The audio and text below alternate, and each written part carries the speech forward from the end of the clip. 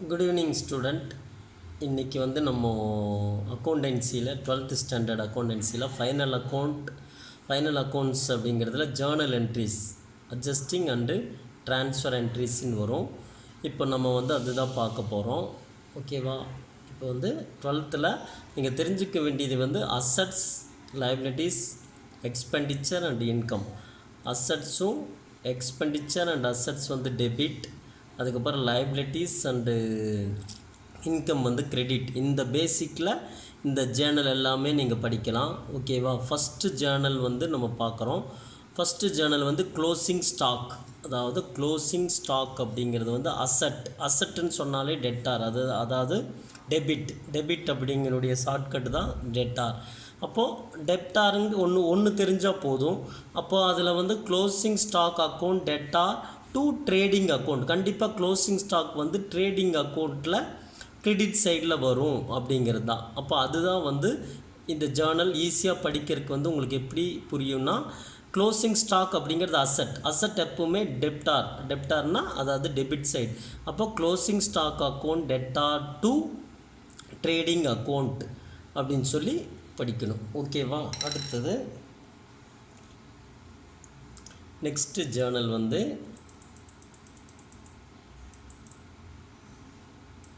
Two types of expenditure அப்படின்னு சொல்லி நம்ம பார்க்க போகிறோம். டூ டைப்ஸ் ஆஃப் எக்ஸ்பெண்டிச்சர் அப்படிங்கிறது வந்து உங்களுக்கு ஏற்கனவே தெரியும். எக்ஸ்பெண்டிச்சர் எல்லாமே டெபிட் தான். அப்போது டூ டைப்ஸ் ஆஃப் எக்ஸ்பெண்டிச்சர் அப்படிங்கும்போது என்னென்னா, ஃபஸ்ட்டு வந்து outstanding expenses, due on expenses, unpaid expenses not yet paid. எல்லாத்துக்குமே ஒரே மீனிங். ஆனால் எக்ஸாமில் எந்த டைட்டிலில் வேணால் கேட்கலாம். அவுட்ஸ்டாண்டிங் எக்ஸ்பென்சஸ் அப்படின்னாலே நல்லா தெரிஞ்சுக்கோங்க. அவுட்ஸ்டாண்டிங் எக்ஸ்பென்சஸ் அப்படிங்கிறது வந்து நம்ம மற்றவங்களுக்கு கொடுக்காம நிலுவையாக உள்ள செலவினங்கள் கொடுக்காமல் இருக்கிறோம். அது அவுட்ஸ்டாண்டிங்னா கொடுக்காம எக்ஸ்பெண்டிச்சர் இருக்கிறோம். டியூனா நம்ம செலுத்தணும், நம்ம வந்து அந்த எக்ஸ்பெண்டிச்சரை செலுத்தணும். அன்பெய்டு இன்னும் கொடுப்படவில்லை அப்படிங்கிறது தான்.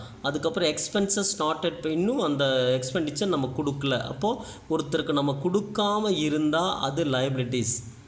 நமக்கு ஒருத்தர் கொடுக்காமல் இருந்தாங்கன்னா அது அசட். நாம் ஒருத்தருக்கு கொடுக்காமல் இருந்தால் லைபிலிட்டிஸ். அப்போ நாம் கொடுக்க வேண்டியது தான் எப்போவுமே தெரிஞ்சுக்கோங்க. நம்மளை நாம் கம்பெனியாக தெரிஞ்சுக்கணும், கம்பெனியாக தான் இருக்கணும். அப்போ கம்பெனியில் வந்து அவுட்ஸ்டாண்டிங் நாம் ஒருத்தருக்கு கொடுக்கணும்னு சொன்னாலே அது லைபிலிட்டிஸ்ன்னு சொன்னாலே உங்களுக்கு தெரிய வேண்டியது என்னென்னா கிரெடிட். அது ஏற்கனவே அசட் டெபிட்னா லைபிலிட்டிஸ் வந்து கிரெடிட். அப்போது என்ன journal entry? Expenses account debtor to outstanding expenses அப்படின்னா புரிஞ்சுக்கோங்க. இந்த இடத்துல நமக்கு மெயின் தெரிய வேண்டியது அவுட்ஸ்டாண்டிங் எக்ஸ்பென்சஸோ, டியூ ஆன் எக்ஸ்பென்சஸோ, அன்பெய்டு எக்ஸ்பென்சஸோ, எக்ஸ்பென்சஸ் நாட் எட் பெய்டு. இந்த 4 பாயிண்டில் எது வந்தாலும் அது வந்து லைபிலிட்டிஸ், கிரெடிட். அப்போ கிரெடிட் சைடில் முதல் ஃபில் பண்ணிக்கோங்க. என்னென்னா டூ அவுட்ஸ்டாண்டிங் எக்ஸ்பென்சஸ் அப்படின்ட்டு ஃபில் பண்ணிக்கோங்க. ஆனால் அதே டியூ ஆன் எக்ஸ்பென்சஸ் அப்படின்னாலும் to due on expenses, unpaid எக்ஸ்பெண்டிச்சர்னாலும் கிரெடிட் தான், எக்ஸ்பென்சஸ் நாட் எட் பெய்டுனாலும் கிரெடிட் தான். ஆனால் டெபிட்டில் நம்ம ஃபில் பண்ண வேண்டியது ஒன்லி எக்ஸ்பெண்டிச்சர் இஸ் டெபிட். ஏற்கனவே சொல்லியிருக்கேன், எக்ஸ்பென்சஸ் இஸ் டெபிட். அப்போ expenses account debtor to outstanding expenses. அதே மாதிரி இப்போ ஒவ்வொன்றுக்கா சும்மா இதுக்கு ஒரு உதாரணமாக சொல்கிறேன். சேலரின்னு வச்சுக்கோங்க. Salary account debtor to outstanding salary.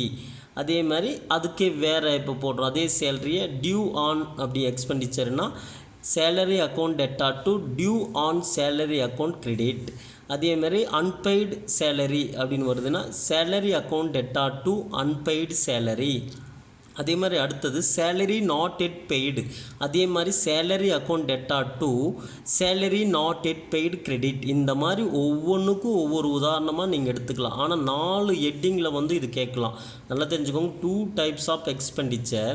அந்த எக்ஸ்பெண்டிச்சரை நம்ம அசட்டுன்னு சொன்னாலும் அதில் வந்து அவுட்ஸ்டாண்டிங் எக்ஸ்பென்சஸ் இருக்கும், டியூ ஆன், இது எல்லாமே லைபிலிட்டிஸ் சம்மந்தமானது. அப்போ லைபிலிட்டிஸ்னால் உங்களுக்கு என்ன ஞாபகம் வரணும்? கிரெடிட். அப்போ டெபிட் சைடில் நீங்கள் அப்படியே வந்து அந்த எக்ஸ்பென்சஸ் அப்படிங்கிறது எழுதிக்கலாம். ஓகேவா? அடுத்தது நெக்ஸ்ட்டு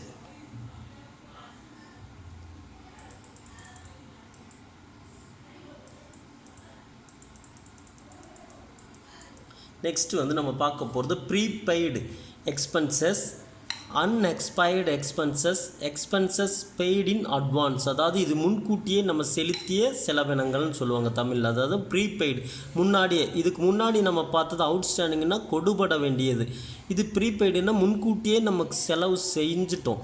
அன்எக்ஸ்பயர்டு செலவு ஏற்கனவே பண்ணிட்டோம். எக்ஸ்பென்சஸ் பெய்டு இன் அட்வான்ஸ் முன்கூட்டியே செலவு செஞ்சிடும். இப்போ டேக்ஸ் எல்லாம் பார்த்தீங்கன்னா ஒரு சிலர் பெரிய பெரிய நிறுவனங்கள்லாம் 3 வருஷத்துக்கு 4 வருஷத்துக்கு முன்னாடியே செலவு செஞ்சுருவாங்க. அதுதான் வந்து அந்த ப்ரீபெய்டுன்னு சொல்லுவோம். ப்ரீபெய்டாக முன்னாடியே கொடுக்கறது, ப்ரீபெய்டுனா முன்கூட்டியே கொடுக்குறது. அப்போ நல்லா தெரிஞ்சுக்கோங்க, முன்னாடியே கொடுத்தா அது நம்மளோட தான் அவங்களோட தான் பார்க்கணும். நம்ம பணம்னு சொன்னாலே அது அசட். மற்றவங்கள பணம் நம்ம கையில் இருந்தால் தான் லைபிலிட்டிஸ், நம்ம பணம் மற்றவங்க கையில் இருந்தால் அது அசட். இப்போ அசட்டுன்னு சொன்னாலே உங்களுக்கு என்ன சொல்லியிருக்கேன், அசட் டெபிட். அசட் அப்படிங்கிறது டெபிட், அதாவது டெட்டார். அப்போ ஈஸியாக நம்ம எழுதிக்கலாம். Prepaid expenses account debtor heading, அதுதான் heading. Prepaid expenditure account debtor to expenses account அப்படின்னு போட்டுக்கலாம். இப்போ இதுக்கு உதாரணம், ப்ரீபெய்டு அப்படிங்கிறது இன்கம் டேக்ஸ் அப்படின்னு. ப்ரீபெய்டு இன்கம் டேக்ஸ் முன்கூட்டியே நம்ம இன்கம் டேக்ஸ் கட்டிட்டோம் அப்படின்னா prepaid income tax account debtor to income tax. Unexpired income டேக்ஸ்னால் அதே மாதிரி unexpired income tax account debtor to income tax. Expenses paid in அட்வான்ஸ்னால் income tax paid in advance. அதுக்கு என்ன நம்ம எழுதுவோம், அதே டெபிட் சைடில் income tax paid in advance account debtor to income tax அப்படின்னு எழுதுவோம். புரியுதா?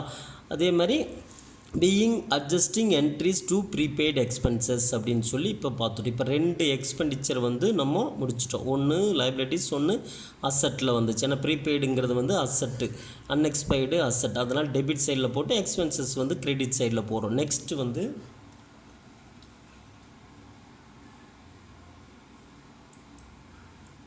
இன்கம்.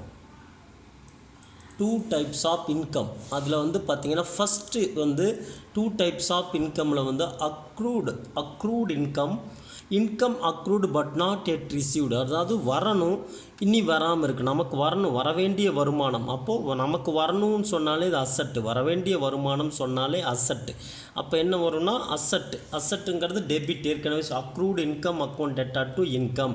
அப்போ accrued income accrued but not yet, எனக்கு வர வேண்டியது இன்னும் வராமல் இருக்கிறேன் நான் அப்படின்னு சொல்லி அப்போ அசட்டுங்கிறது வந்து இங்கே டெட்டாருன்னு நான் வந்து மென்ஷன் பண்ணியிருப்பேன். அப்போ அதில் என்ன, accrued income account debtor to income அப்படின்னு. அப்போ இப்போ நான் சொல்கிறேன், இப்போ உங்களுக்கு ஏதாவது கமிஷன் வரணும்னு வச்சுக்கோங்க. அப்போது accrued commission account debtor to commission. அப்புறம் அதுவே இன்னொரு டைப்பாக accrued commission but not yet received அப்படின்னா அது டெபிட் தான். Accrued commission but not yet received account debtor to commission account. கிரெடிட்டில் வந்து டு கமிஷன் நீங்கள் போடணும். ஓகேவா? இது வந்து என்னென்னா 2 types ஆஃப் இன்கமில் இது அசட் அப்படிங்கிற ஒரு இன்கம். அடுத்தது